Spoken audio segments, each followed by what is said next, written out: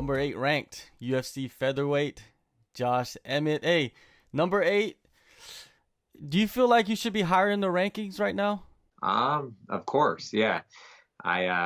It's also kind of tough too because I feel like every time I fight, they're not giving me the people in front of me. They're giving me people that are behind me, or I do beat someone, then it's like then I move back in the rankings. It's kind of crazy. Like even when I fought Mirsad, I think at the time I want to say I was ranked like 8 or 9, and he was 9 or 10. And this was leading up the whole fight, and then literally like the day of our fight, I was ranked 10 and he was ranked 12. I was like, how the hell did that happen? And then I won, and then they moved me back. I'm like, this doesn't make no sense.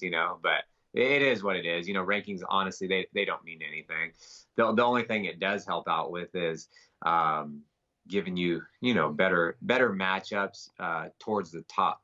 And that's my goal to become world champion. And I'm never going to get there by fighting people behind me. Yeah, even the rumored matchup that you had coming up against Edson Barboza, he wasn't even ranked. He was a guy coming from lightweight. So that was kind of confusing, right? Even for yourself. Yeah, no, definitely it was. But man, I even knew, like, as soon as I saw that he's going down to featherweight, I was like, watch, they're going to ask me to fight him. And I don't have any like objection to it. Like I'll take the fight, but like I've been saying, it has to make sense. And for that, since it, like from a business standpoint, of course it doesn't make any sense because he's one of the top lightweights. He's coming down. He has no ranking. I win. Again, they probably move me back.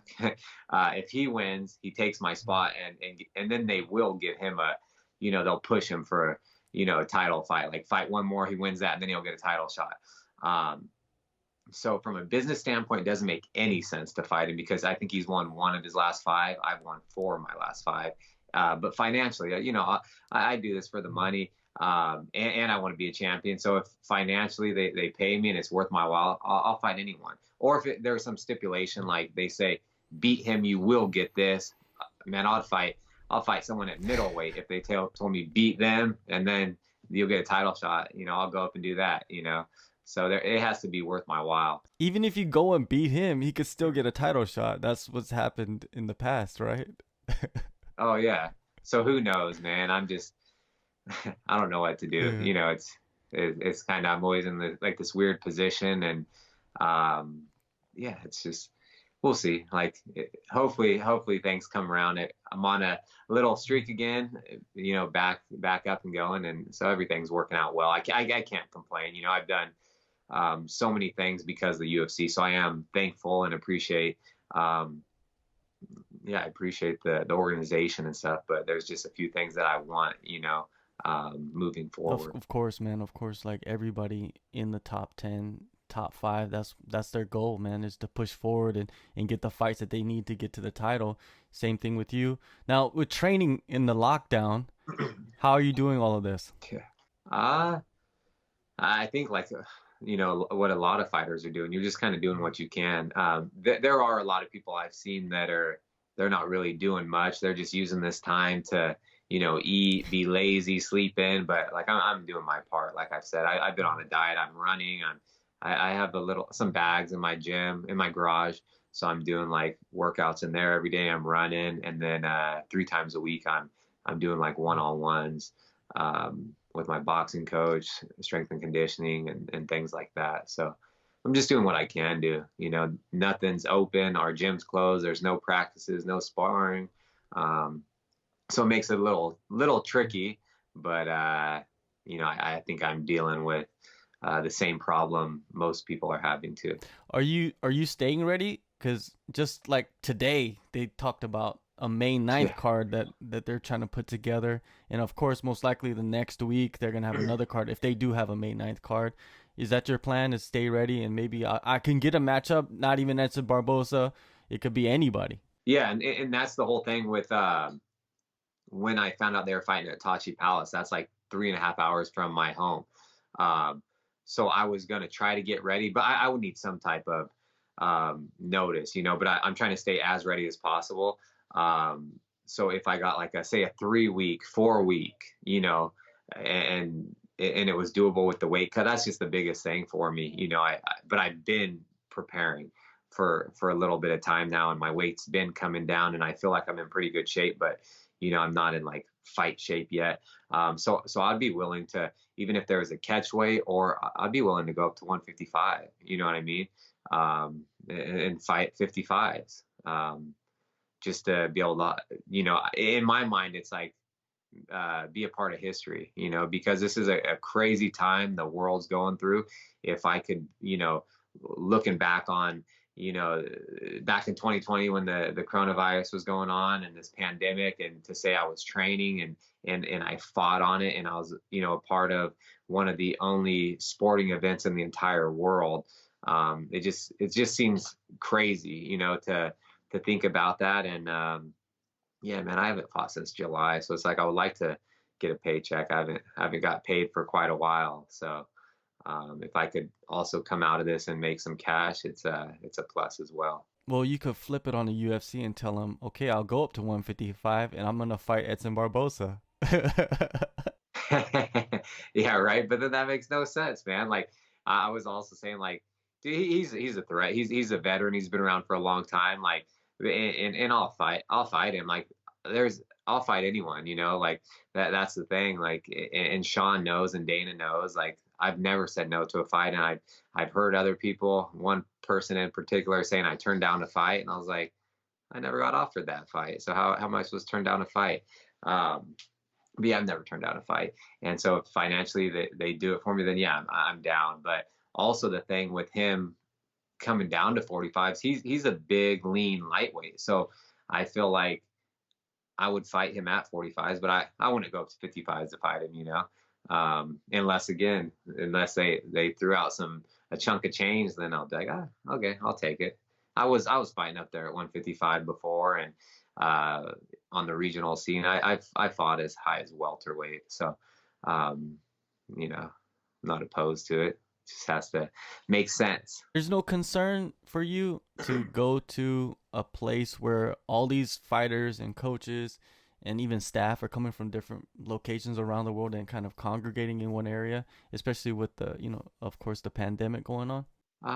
Not really, man, honestly, because I was talking to my manager, and even just the precautions that they're going to take and what they were going to do for that April 18th fight is way safer than any of us are exposed to or have the access to. So no, I'm not concerned about it. And even when the coronavirus started and it was really bad in China and Wuhan, my wife and I, we went to Vietnam, and this was, and not saying it wasn't there, I'm sure it was there. There was confirmed cases, and there's probably a lot of people like there is in the United States and other parts of the world, that there's probably a ton of people that have had it or had it, but they just haven't been tested. So we went there early February, and all our friends and family were like, don't go, this is really bad. And we're like, man, we're going to go and just kind of, I feel like if you're going to get it, you're going to get it. There's been so many different viruses with like SARS and stuff like that, that were bad, and they're this big deal. And then everyone seems to get over the hump and do stuff. And then even now it's just like, I don't know what to believe. It's like you see so many things on the news and the media, you see so many articles, and it's like I'm just reading things that contradict themselves and that make, like, some make no sense, and then this guy's saying something, and I'm hearing like all these medical professionals and experts in their fields, they're saying the opposite stuff too. So I'm like, what the hell is really going on? And if you look at the deaths, even though I don't know, even though it's bad, anytime someone loses a life or a loved one or a friend and family, it's like, that is horrible. Don't get me wrong. But I'm just saying the number of deaths from the COVID-19 is it's not that much, honestly, compared to other, fatalities and just deaths like around the world. So much more people have died in a shorter period of time from other things and just other illnesses than they have from, the coronavirus. Yeah, it's just odd to me. Like, and the other thing is too, you don't really understand or until you really first-handedly see it. Like if you have a friend or you have a family member that has it and something bad happens, then you're like, oh shit, like it's right there, you know. Um, and I think I know people that their like friends have had it, or my friends, you know, family members have had it, but it have passed. And I think a lot of the people that have passed away, you know, are just, it's probably the same thing everyone knows about. They're like, they've had some pre-existing condition. There are a few people that, you know, are healthy, and unfortunately it has taken their life. But I also have some friends that are doctors. I have a few friends that are nurses and stuff. So I'm constantly talking to them, and I have a good friend that's a nurse, and they're working in the IC unit, and they're dealing with a lot of the COVID patients. And so I'm always asking questions and kind of seeing what's going on. But who knows? So to answer your question, I'm not too concerned about that, because we were in Vietnam. We went all the way up north. Not saying it, but we were on the border of China and Laos, and probably a lot of people had it there. We went through Taipei. I think a lot of the people they were scared, so they always wear the mask a lot just for, you know, pollution, but I think they're really nervous. And you know, we didn't really wear our masks just because it's the same type of thing. If we don't have the N95, just the surgical masks help with bacteria and germs and stuff like that. But just use, you know, general hygiene, washing your hands, don't touch your face, eyes, nose, and mouth and ears. But the UFC, they were going to do tests and test the whole camp, and it's some advanced test that they can see if they've had it, if they have it or whatnot. And then if, of course, people are negative, they let them in the facility. They're kind of quarantined in there. They can't leave. And this was at Tachi Palace, what they're going to do. And then they're going to test them, you know, during the week, before, after the fights. So we don't have access to that. Like I don't even have medical insurance. So even if I had symptoms, me being a healthy individual, if I went to the hospital or called them, they would say, stay at home for 14 days. If your symptoms get worse, then give us a call back. You know what I mean? So at least going to Fight Island, or when they were going to have it at Tachi, I would get the test. You know, who knows if I have had it, or any of our teammates or coaches have had it. Who knows? No one's had like crazy symptoms, but there are a few people, you know, that they had just a general cold, you know, during the flu season. So who knows? So I would want to go, you know, besides the whole training aspect of not having a legit training camp, just doing kind of what you can. That's the only downfall. But then, you know, the plus side would be making some money, being a part of history, and possibly getting that test, you know. So I'm all for it. Yeah, there's a lot of fighters and coaches on both sides of the fence. You know, you mentioned earlier Yeah. that we've had viruses before, you know, and certain illnesses, they've been around for hundreds of years, and then there's all these people dying in such a shorter, you know, period of time. And I'm kind of on that side, like you're talking about, is we don't really know. You know, there's so much misinformation out there, and it's making people paranoid. Mm, And if the UFC is taking the safe yeah. precautions to make, because I think like the UFC is not going to throw on an event and take risks. That's not what they're about. They're a Yeah. multi-billion-dollar company. I don't, you know, a lot of people don't realize that if they do make a mistake, it's Yeah. massive or huge repercussions to that. So yeah, I kind of, I feel like it's gonna be safe for the fighters to go out there. You know, there's always a But risk. even they were going to test. Yeah, they were going to test like obviously everyone going into the event. Like it was going to be all staff, production, like fighters, coaches. Like every single person has to be tested before they go in there, and then they can use the facility in there. If you leave, you cannot come in. So say the coaches wanted to run up and get takeout or something, they can't leave the facility, because if they did, then they wouldn't get tested to be able to come back in. So they were going above and beyond. So I feel like it's the best, you know, the best, the highest platform there is, the best organization in the world. They always go above and beyond for the fighters and the staff and everything. So I trust them, and I trust they would take the right precautions, especially during such a crazy time. Well, Fight Island has become this big big thing with Dana White, and some people say, it's not even real. He's just making it up. But I don't think so. I think it's real. Dana White, he has some money, so he could go out there and buy an island. And what do you think of that?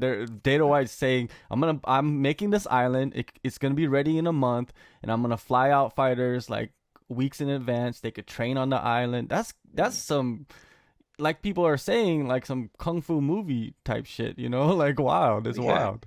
yeah, yeah. No, I think it's cool, man. Like, I think it is. It sounds crazy though, just saying it out loud. You know what I mean? Like, it does sound like it's like straight out of a movie, or we're, I don't know, we're just, yeah, it's crazy, but I think it's also, it's really cool, but it's, who knows where it is. And I saw, you were talking about today, they're talking about that May 9th card. And a few days prior, I saw that the governor of Florida was talking about, allowing, Yeah. sporting events and stuff to be essential workers.